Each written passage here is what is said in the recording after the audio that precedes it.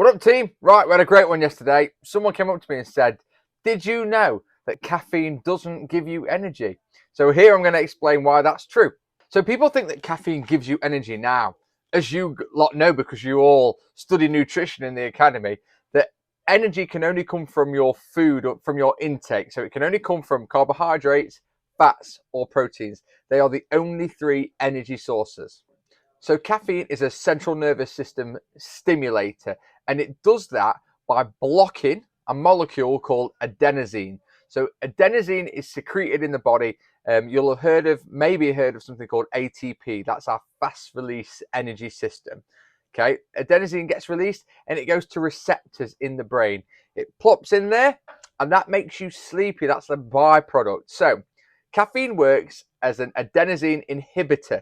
So their molecules are relatively similar. So basically, caffeine fills the hole that adenosine wants to get into, therefore blocking you feeling sleepy and bringing you that stimulant. So if you consume caffeine at the right times, you can absolutely block that sleepy effect leading to that boost that we get. However, your body does get used to caffeine. If you're drinking it all the time, teas and coffees all the time, caffeine will keep blocking that adenosine all the time, and your body will actually create new receptors because it needs to do something with the adenosine, so it'll create new ones.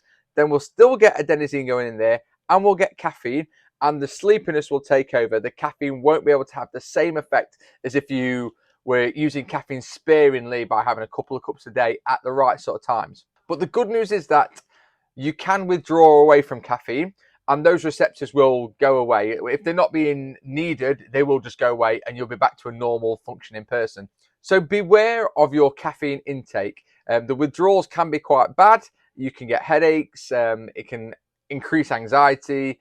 Caffeine anyway it's a funny one. If you take too much, you can increase blood pressure, increase anxiety, get those jitters. But if you come off it, you get the same thing. It's kind of like any other drug, really. So that is why it gives you energy. It isn't energy. What you're feeling isn't energy in a true sense of the word, but it's a stimulation. So you are blocking adenosine, replacing it with caffeine, giving yourself a boost. If you use it at the right time, like I said, in the mornings to wake up or pre-training, you will increase your performance. Some athletic bodies actually limit the amount of caffeine an athlete can have in their system at the point of competing. So there you go. A little bit more information for you there. Anything else you want to know about, if anything springs to mind, please drop me a message and I'll make a video on it. All right, guys. Catch you later. See ya.